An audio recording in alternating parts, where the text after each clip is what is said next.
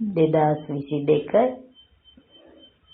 ජනවාරි 8 වෙනි දින මුරලිය උදෑසන මුරලිය ඕම් ශාන්ති බාබ් දාදා මధుබන් සාරය සුමිහිරි දරුවනි ඥාන මිනිමුතු ධාරණය කරගෙන සෑම කෙනෙකුටම නිරෝගී හා ධනවත් විය හැකි ආධ්‍යාත්මික ආරෝග්‍ය ශාලා සහ විශ්වවිද්‍යාලය දිගටම විවෘත කරන්න. ප්‍රශ්නය වෙන කිසිම මිනිසෙක් විසින් කළ නොහැකි පරම පියාගේ කාර්යභාරය කුමක්ද? පිළිතුර වෙන කිසිම මිනිසෙකුට ජීවාත්මයට ඥානය නම් වූ එන්නත ලබා දී සදාකාලිකවම ඔවුන්ව අසනීප වලින් මුදවා තැබීමට නොහැකිය. ජීවාත්මය ක්‍රියාවන්ට පටහැනි කියා විශ්වාස කරන අය ඥානයේ එන්නත ලබා දෙන්නේ කෙසේද? මෙය එම අවිනාශී ශෛල්‍ය වෛද්‍යවරයාගේ පමණක් වූ කාර්යභාරයයි. ඔහු ජීවාත්මය හා ශරීරයේ දෙකම කල්ප භාගයක් පුරා නිරෝගීව හා ධනවත්ව තැබිය හැකි ඥානය හා යෝගාහි එවන් වූ ඖෂධ ලබා දෙයි. ගීතය කාලය ගෙවී යයි. ओम शांति।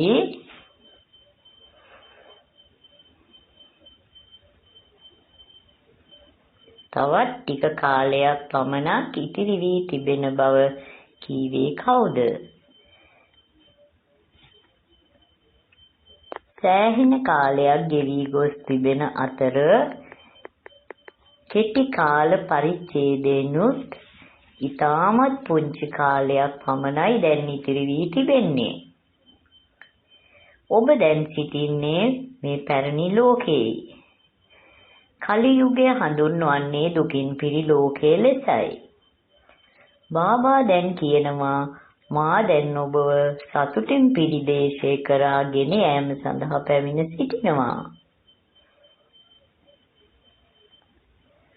ඔබ තවත් මෙහි නැවතී සිටින්නේ කුමකටද?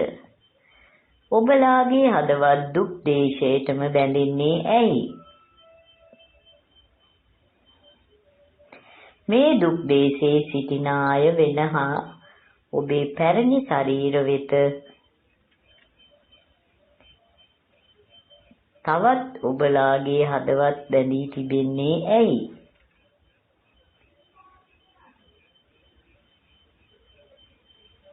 මා පැමිණ සිටින්නේ ඔබව සතුටේ දේශේ වෙතගෙන යාමටයි. සන්‍යාසීන් කියනවා මෙම ලෝකේ සතුට කපුටෙකුගේ පැහැරීම වැනි කියා. මෙන්න නිසයි ඔවුන් එය අත්හරින්නේ. දරුවන් දැන් මේ සතුට දේශේ පිළිබඳ වූ දර්ශනයක් දකිනවා. මෙම අධ්‍යාපනයේ තිබෙන්නේ සතුටු දේශය සඳහායි. ඒ වගේම එහි කිසිම අපහසුාවක්ද ඇත්තේ නැහැ. ඔබ කල යුත්තේ ඊටා සරල ලෙස පියා සිහිපත් කිරීම පමණයි.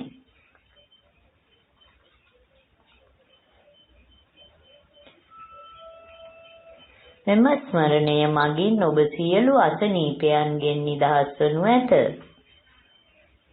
ඔබගේ ශරීරයේ ජීවන කාලය කල්ප වෘක්ෂයේ මෙන් වූ ඉතාමත් දීර්ඝ එකක් වනවා. මෙම මනුෂ්‍ය ලෝකයේ කාල පරිච්ඡේදය අවුරුදු 5000කි. එහි කල්ප භාගයක් යනතුරු සතුට තිබෙන අතර අනිත් කල්ප භාගයේ දුක ඇතිවනවා. කල්ප භාගයක් පුරා ඔබ දුක දැක තිබෙනවා. පියා කියනවා ඔබට පාරිශුද්ධත්වයේ ලෝකයේ වෙත යාමට අවශ්‍ය නම් පාරිශුද්ධත්වයට පත්වන්න. ඥාන මිනිමුතු ධාරණය කරගන්නවාද? ඒ තරමට ඔබ අසනීප වලින් මිදෙනු ඇත. මෙම ආධ්‍යාත්මික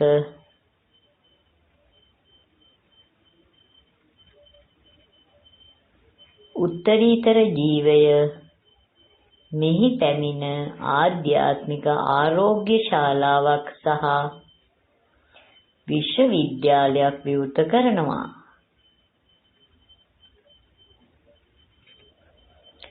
ආරෝග්‍ය ශාලාවක් මෙන්ම විශ්වවිද්‍යාලයක්ද වන බව බාබා විස්තර කර තිබෙනවා.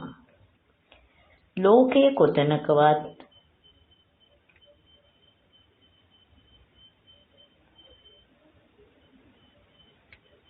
ආරෝග්‍ය ශාලාවක් සහ විශ්වවිද්‍යාලයක් යන දෙකම එකට කොතනකවත් නැත. මෙහි ආරෝග්‍ය ශාලාවක් සහ විශ්වවිද්‍යාලයක් යන දෙකම තිබීම පුදුමයකි. ඒ කියන්නේ ඔබ නිරෝගී බව හා ධනය යන දෙකම ලබන බවයි. ඉතින් මෙම ධනය ලැබීමට ඔබ අවධානයෙන් ඉන්නේ නැත්තේ ඇයි? අදහෙට කියා කියමින් සිටියේදී එකපාරටම විනාශයෙනු ඇත. පියා තමයි ඔබට හොඳම උපදෙස් දෙන්නේ. ආණ්ඩුවේ අයට විස්තර කර දීමට ඔබට පුළුවන්. ඒ අසීමිත වූ පියා ඔබට නිරෝගී බව හා ධනය යන දෙකම ලැබිය හැකි වූ ආරෝග්‍ය ශාලාවක් හා විශ්වවිද්‍යාලයක් යන දෙකම විවෘත කරනු ඇත. ආණ්ඩුවෙනුත් ආරෝග්‍ය ශාලා හා විශ්වවිද්‍යාල විවෘත කරනවා.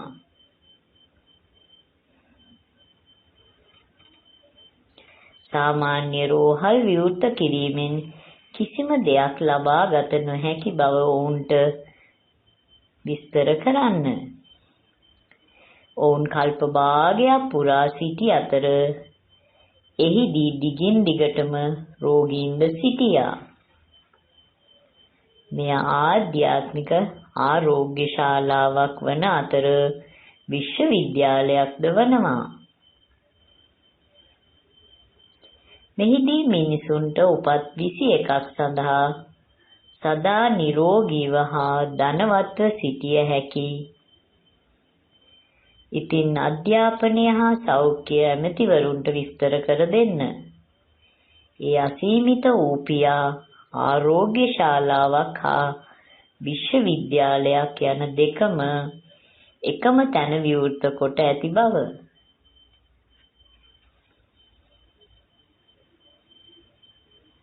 අප ඔබටත් එවැන්නක් විවෘත කිරීමට උපදෙස් දෙනවා. එවිට මිනිසුන්ට ඉන් ප්‍රයෝජනයක් ලැබිය හැකියි. කොහොම නමුත් එම සියලු අසනීප රාවණගේ රාජ්‍ය ඇරමුණ දා සිට දිගින් දිගටම පවතිනවා. මුලදී මිනිසු ගස් වලින් ලබා ගන්නා ඖෂධ භාවිතා කළා. දැන් ඔවුන් ළඟ තිබෙන්නේ වැඩිපුරම ඉංග්‍රීසි බෙහෙත්. මොහු තමයි ඔබට අවිනාශ වූ ඖෂධය ලබා දෙන අවිනාශී ශෛල්‍ය වෛද්‍යවරයා. මේ නිසා තමයි කියමනක් තිබෙන්නේ සද්ගුරු විසින් ඥානය නම් වූ ඖෂධය ලබා දුන්නායින් පසු අඳුර දුරු වී යන බව. ආධ්‍යාත්මික පියා පමණයි ජීවාත්මයන් හට ඥානෙහි එන්නත ලබා දෙන්නේ. ජීවයට එන්නතක් ලබා දෙන වෙන කිසිම කෙනෙක් සිටිය නොහැක. ඔවුන් කියනවා ජීවය ක්‍රියාවන්ට පටහැනි කියා. ඒ ආරෝග්‍ය ශාලා සහ විශ්වවිද්‍යාලවල 100,000 ගණන් වියදම් වන බව ඔබට විස්තර කර දෙන්න පුළුවන්. මෙහිදී කිසිම වියදමක් සිදුවන්නේ නැහැ. ඔබට අවශ්‍ය කරන්නේ වර්ග අඩි 3ක බිම් ප්‍රමාණයක් පමණයි. එවිට එන ඕනෑම කෙනෙකුට ඔබට මෙසේ විස්තර කර දෙන්න පුළුවන්. පියා සිහිපත් කරන්න. එවිට ඔබ සදා නිරෝගී වනු ඇත. ඒ වගේම චක්‍රය ගැන දැන ගැනීමෙන් ඔබ මුළු ලෝකෙම පාලනය කරන්නෙක් බවට පත්වනු ඇත. ධනවත් අය විශාල ආරෝග්‍ය ශාලා සහ විශ්වවිද්‍යාල විවෘත කරන අතර දිලිඳු අය පුංචි ඒවා විවෘත කරනවා. ආණ්ඩුවෙන් මේවා බොහෝසේ තනවා විවෘත කරනවා. මේ දවස්වල නම් ඔවුන් දරුවන්ට ඉගැන්වීම සඳහා පුංචි කූඩාරම් පවා විවෘත කරනවා. ඉඩ ප්‍රමාණය මදි වීම හේතුවෙන් ඔවුන් දවසට වැඩසටහන් 2-3 එකට කරනවා. ඔවුන් ළඟ කිසිම මුදලක් නැහැ. මෙහිදී ඔබ කිසිම වියදමක් දරන්න අවශ්‍ය වන්නේ නැහැ. ඔබට හමුවන ඕනෑම තැනක් පාවිච්චි කරන්න ඔබට පුළුවන්. මෙහිදී කිසිම යන්ත්‍රයක් අවශ්‍ය වන්නේ නැහැ. ඒ ඊටමත් දෙයක්. පිරිමින් මෙන්න කාන්තාවන්ද ආරෝග්‍ය ශාලා විවෘත කරනවා. පියා කියනවා ඔබත් ඒවා විවෘත කොට ඒවා රැක බලාගත යුතුයි. යම් දෙයක් කරන අය එහි ඵලය ලබනවා.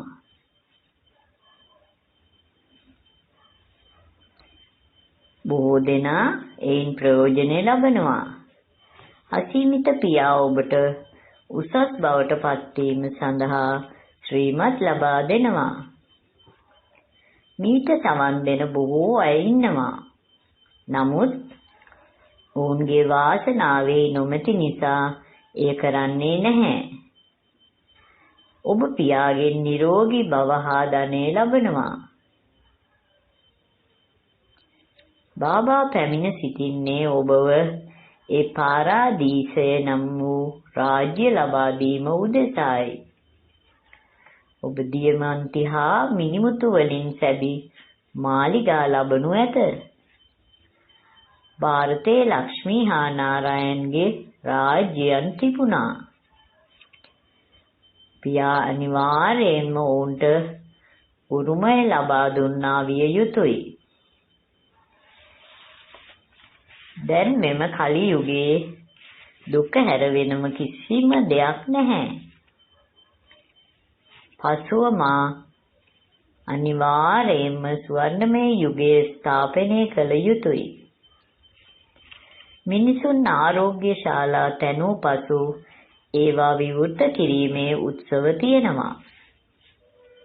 පියා කියනවා මා ස්වර්ණමය යුගය විවෘත කරනවා. ඔබ දැන් ශ්‍රීමත් අනුගමනය කිරීමෙන් එම ස්වර්ණමය යුගයට යෑමට සුදුස්සෙක් බවට පත්විය යුතුයි. සෑම චක්‍රයකදීම ඔබ මීට සුදුස්සෙක් බවට පත් වෙනවා. මෙය අලුත් දෙයක් නොවේ. බොහෝ දුප්පත් මිනිසු මෙහි එනවා. බාබා කියනවා මා තමයි දිලින්දන්ගේ ස්වාමියා. ධනවත් අයට බොහෝ මුදල් තිබෙනවා. ඉතින් ඔවුන් සිතනවා තමා ඉන්නේ දිව්‍ය ලෝකයේ කියා. ಭಾರತයේ දැන් දිලිඳුයි. ඒ අතරින් බාබා අභිවෘද්ධියක් කරාගෙන යන්නේ දුප්පත් අයවයි. ධනවත් අය තවමත් නිදාගෙනයි ඉන්නේ. බාබා අපට බොහෝ සෙයින් ඥානය හා යෝගා උගන්වනවා. ඔබට මුළු චක්‍රයම දැන ගැනීම උදෙසා වූ තෙවෙනි ඇස ලබා දෙන්නේ බාබායි. අනික් සෑම කෙනෙක්ම ඉන්නේ අන්ත අඳුරේ. වෙන කිසිම කෙනෙක් මෙම නාටකයේ මුල මැද හෝ අග ගැන දන්නේ නැහැ. ඕනේ පාරිශුද්ධ කරුවා පියාව අමතක කර තිබෙනවා. ඔවුන් කියනවා උත්තරීතර ජීවයෝ ශිවා ගස් ගල්වල සිටිනවා කියා. දැන් සෑම කෙනෙකුගේම පව් ගෙවන අවස්ථාව බව ඔබ දන්නවා. සෑම දෙයක්ම පිලිස්සී විනාශ වී යන අතර පසුව මා ඔබ වෙහිගෙන යනවා.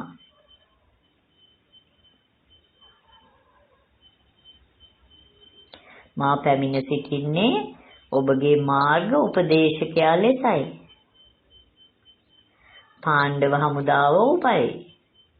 මිනිසු ඔබව ගෙන යන්නේ භෞතික වන්දනා ගමන් වලයි.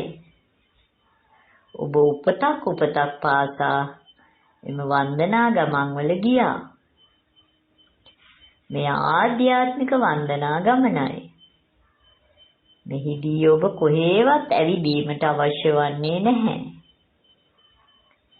පරම පියා කියනවා ඊතා සරලව මා සිහිපත් කරන්න. රාත්‍රියේදී අවදි වී සිට මා සිහිපත් කරන්න.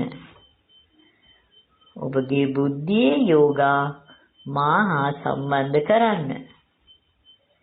නින්ද පරාජය කළ අයෙක් බවට පත්වන්න. එවිට ඔබ දිගින් දිගටම පියාට සමීප වනු ඇත. ඒ බ්‍රහ්මවරුන් භෞතික නිර්මාණයක් වන අතර බ්‍රහමින් දරුවන් වන ඔබ බ්‍රහ්මාගේ කටින් උපන් දරුවන්ය. ඔබ දැන් ඉන්නේ ආධ්‍යාත්මික වන්දනා ගමනකයි. ඔබ පාරිශුද්ධත්වයෙන් සිටිය යුතුමයි. ඒ බ්‍රහමින් වරුන්ම අපිරිසිදුයි. ඉතින් ඔවුන්ට අනෙත් අයව පාරිශුද්ධත්වයට පත් කරන්න බෑ. ඔබ පාරිශුද්ධත්වයෙන් සිටිය යුතුමයි. පිරිසිදු බ්‍රහමින් දරුවන් පමණයි රුද්‍රාගේ ඥානේ නම් වූ ගිනි යාගේ සිටින්නේ. අනික් බ්‍රහමින් වරුන් ඉන්නේ කෝවිල්වල. කෝවිල්වල ඔවුන්ව බ්‍රහමින් වරුන් ලෙස හඳුන්වන නිසා ඔවුන්ට දේවතාවන්ගේ පිළිම වලට අත තැබීමට හැකිවන අතර ඔවුන්ව නහවන්නත් පුළුවන්. නමුත් ඇත්තෙන්ම ඔවුන් අපිරිසිදුයි. කෝවිලට යන අනෙක් කිසිම මිනිසෙක්ට ඔවුන් බ්‍රහමින් කෙනෙක් නොවන හේයින් ඒ දේවතාවන්ගේ පිළිම වලට අත තබන්න බෑ. බ්‍රහමින් වරුන්ට සෑහෙන ගෞරවයක් දෙනවා. නමුත් ඔවුනුත් ඊටමත් අපිරිසිදුයි. පාපකාරී. උපතින්ම පාරිශුද්ධත්වයෙන් සිටින අය සිටිය හැකි.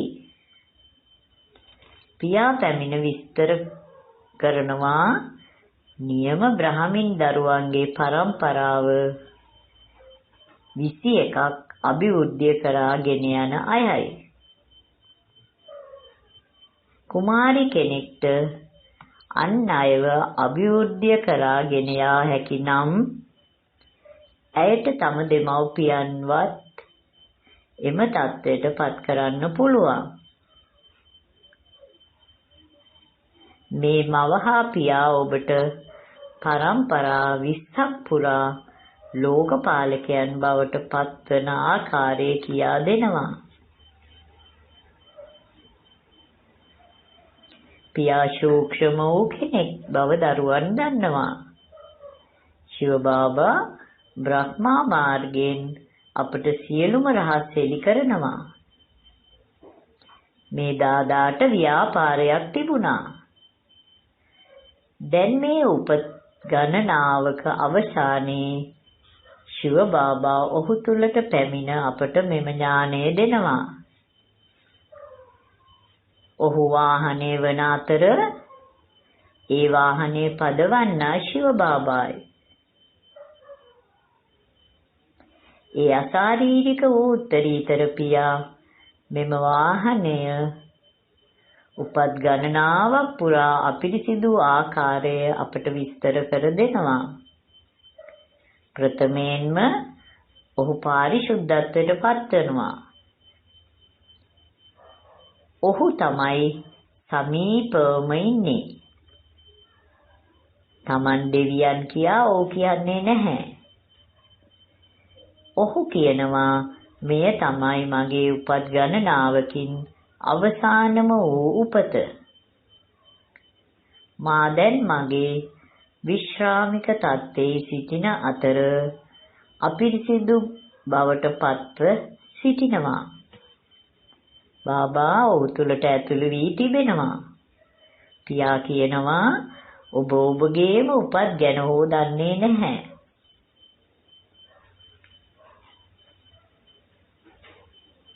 මා ඔබව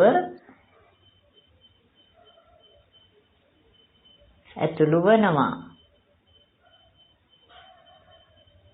මා ඔබට ඒවා ගැන කියා දෙනවා. ඒ උත්තරීතර පියා උත්තරීතර ජීවය පමණක් පාරිශුද්ධ කරුවා වන බව ඔබගේ බුද්ධියට ඇතුළු වනවා. පියා ගුරුවරයා හා ගුරු වන්නේ ඔහුයි.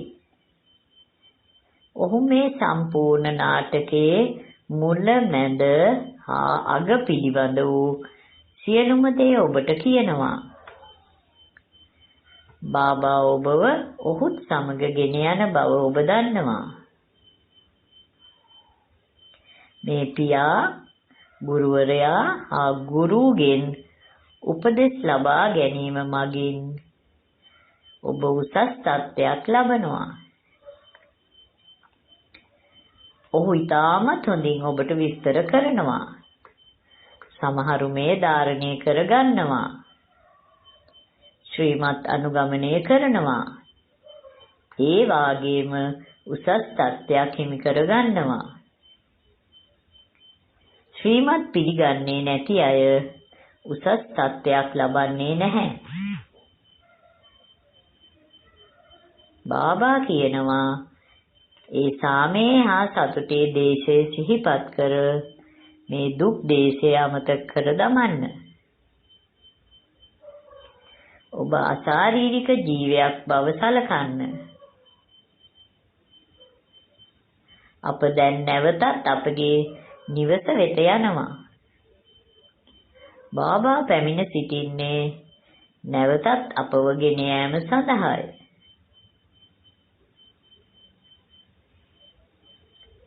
සෑම කෙනෙක්ම නැවත නැවතත් තම චරිත කොටස රඟ දැක්විය යුතුයි.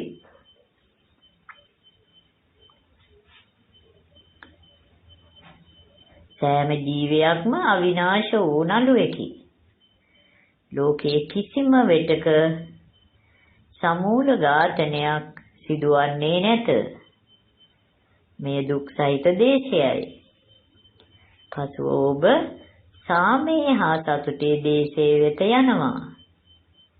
නොකඩවාම මෙම සුවදර්ශන චක්‍රයේ කරකවමින් පාරිශුද්ධත්වයෙන් ඉන්න. එවිට ඔබගේ ඔරුව එගොඩ කර ගැනීමට ඔබට හැකිවනු ඇත. ඔබ දැන් මරණය පරාජය කරනවා. එහිදී ඔබ අකල් මරණවලට ලක්වන්නේ නැහැ. නායක තම පරණ හැම ඉවත් කර අලුත් සමක් ලබා ගන්නාසේ ඔබත් ඔබගේ හැම ඉවත් කර අලුත් සමක් ශරීරයක් ලබනු ඇත. එවන් වූ තත්ත්වයක් මෙහිදී නිර්මාණය විය යුතුය. මා දැන් මෙම ශරීරය අතහැර දමා මාගේ සුමිහිරි වූ නිවහන කරා යනවා. මරණය මා වෙතට පැමිණිය නොහැකි. ඇත්තෙන්ම සන්‍යාසීන්ට නයාගේ උදාහරණය දිය නොහැකි. ඒ ගුමුකුමු නද දෙන මීමැස්සාගේ උදාහරණය දෙන්නේ මෙම ගෘහ ජීවිත මාර්ගය ගැන පවසන විටයි. ජනක් ලැබුවාසේ එක් ක්ෂණයකින් ජීවන මුක්තිය ලබා දෙන්න පුළුවන් කියා ඔවුන් කියනවා. ඔවුන් කරන්නේ ඔබව කොපි කරන එක පමණයි. ජීවන මුක්තිය ලැබීම සඳහා ජෝඩුවක් අවශ්‍ය වෙනවා. සන්‍යාසීන් ජීවන මුක්තිය ලබා දෙන්නේ කෙසේද? පියා කියනවා දැන් ඔබගේ නිවස කරා යන්න. මා සිහිපත් කරන්න. එවිට ඔබගේ සියලු පාපයන් නැති වී යනු ඇත.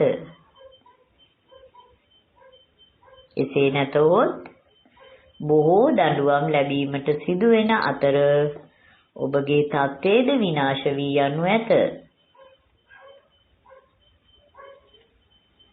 ඔබගේ අවසාන මොහොතේදී ඔබ වෙන කවුරු හෝ සිහිපත් කළහොත් අනිවාර්යයෙන්ම එහිදී නැවත උප්පත්තියක් ගැනීමට සිදු වෙනවා.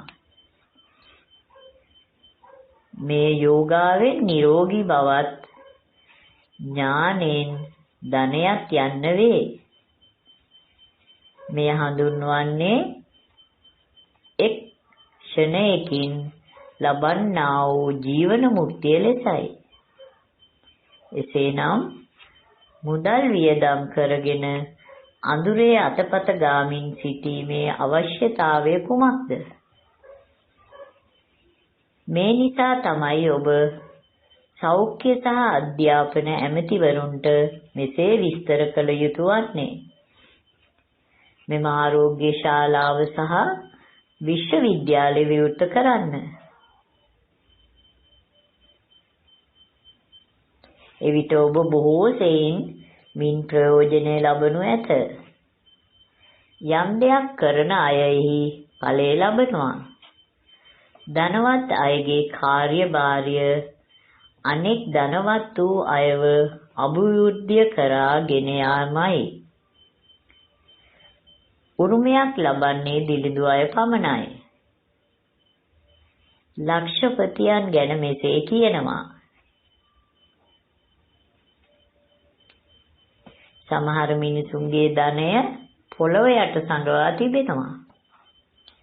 අවසානයේදී ගින්න බලපෑමේ වෙද්දී සෑම දෙයක්ම විනාශයට පත් වී යනවා. ඉතින් ඔබත් තත්ත්වයක් ලබනා නිසා විනාශය සිදුවීමට ප්‍රථම ඔබ යමක් නොකරන්නේ මන්ද? සෑම කෙනෙක්ම මරණයට පත්විය යුතුයමයි.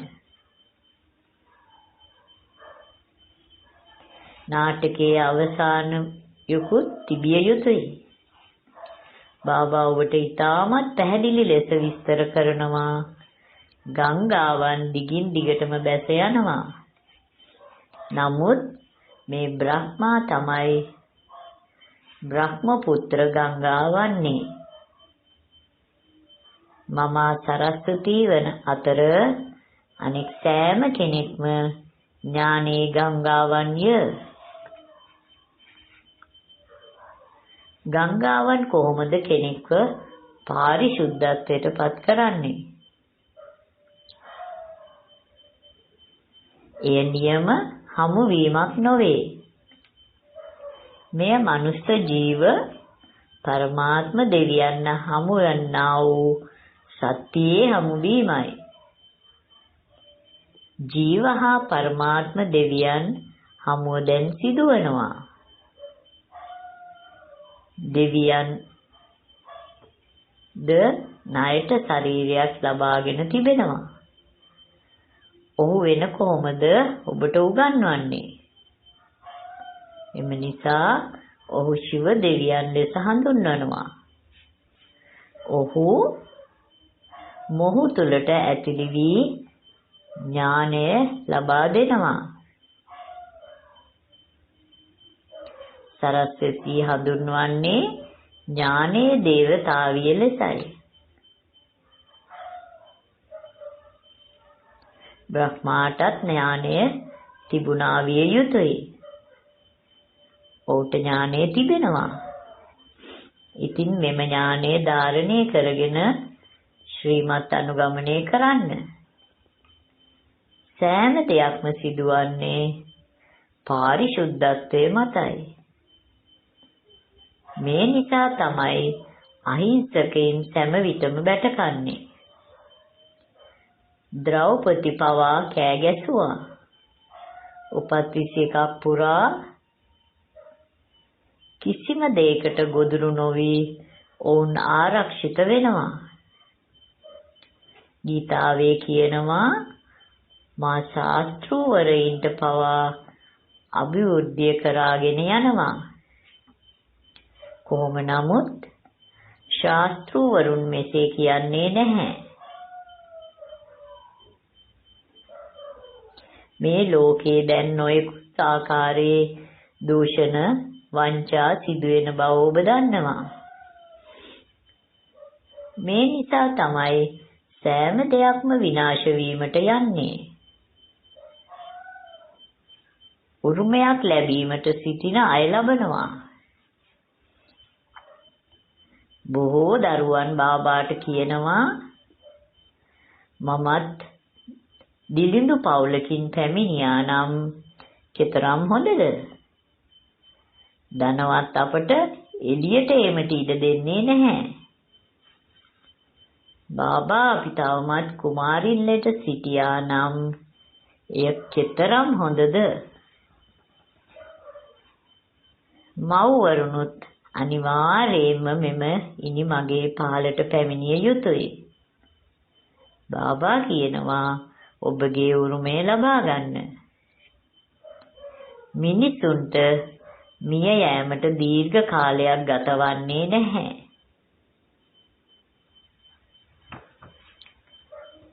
නොයෙකුත් ආකාරයේ ස්වභාවික ව්‍යසන ආදිය සිදුවනවා. ඊට සරල ලෙස ඔබ ජීවයක් ලෙස සිතා ඔබගේ පියාවන මා සිහිපත් කරන්න. දැන් ඔබගේ උපත් 84 අවසන් වී තිබෙන අතර නිවස කරා යා යුතු වනවා.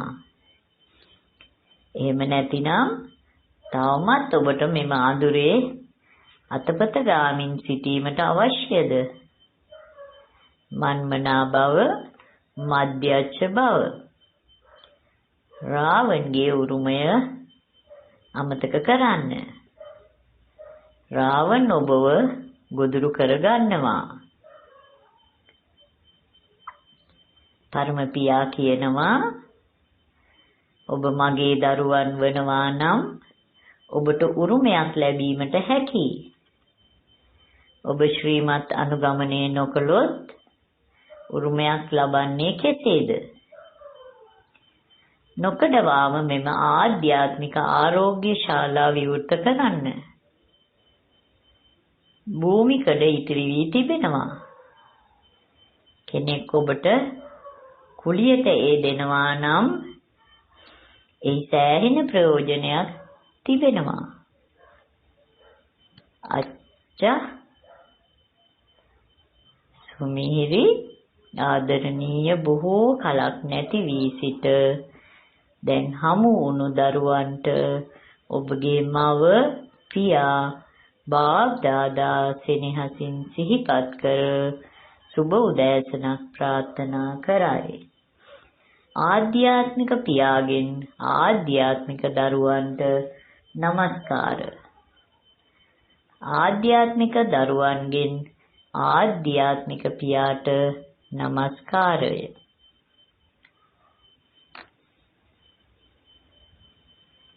ධාරණේ සඳහා සාරාංශය 1. පියාගේ සනීපයට පැමිණීමට ආධ්‍යාත්මික වන්දනා ගමනේ නිරත වන්න. රාත්‍රියේ අවදියෙන් සිට ඔබගේ බුද්ධිය අනිවාර්යෙන්ම වන්දනාවේ නිරත කරවන්න.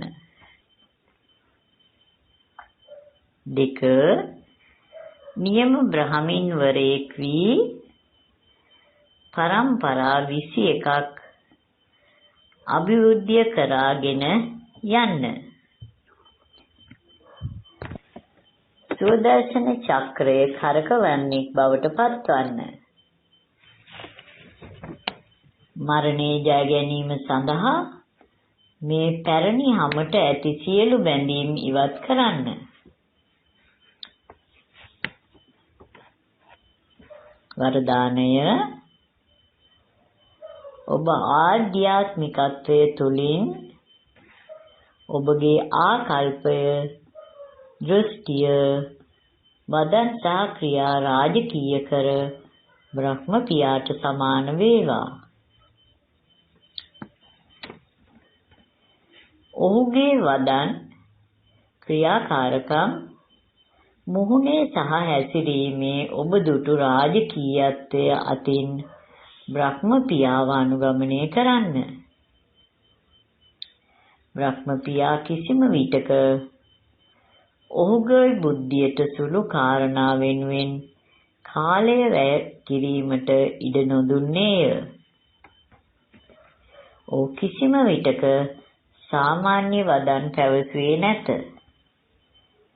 සෑම වචනයක්ම යුක්ති යුක්ත වූ අතර කිසිම විටක රළු බවක් නොතිබුණි. නමුත් ඒවා අව්‍යක්ත හැඟීම් සහ සුබ පැතුම් වලින් පිරී තිබුණි. සියලුම ජීවාත්ම වෙනුවෙන් ඔහුගේ ආකල්පය සෑම විටම සුබ පැතුම් සහ පිවිතුරු හැඟීම් වලින් පිරී තිබුණි. ඔහුට සෑම කෙනෙක්ව නිරන්තරයෙන් පෙනුනේ සුරදූතෙක් ලෙසයි. ඔහුගේ ක්‍රියාවලින් ඔහු නිරන්තරයෙන් සියලු දෙනාටම සතුට ලබා දුන් අතර ඔහුට සතුට ලැබුණි. ඒ අන්දමින් ඔහුව අනුගමනය කරන්න. එවිට ඔබ බ්‍රහ්ම පියාට සමාන බව කියයි. පාඨය ශ්‍රේෂ්ඨ භාග්‍යයේ සලකුණ වන්නේ වෙහෙස වී වැඩ කිරීම වෙනුවට සෙනෙහසේ ඔන්චිල්ලාවල පැද්දීමය.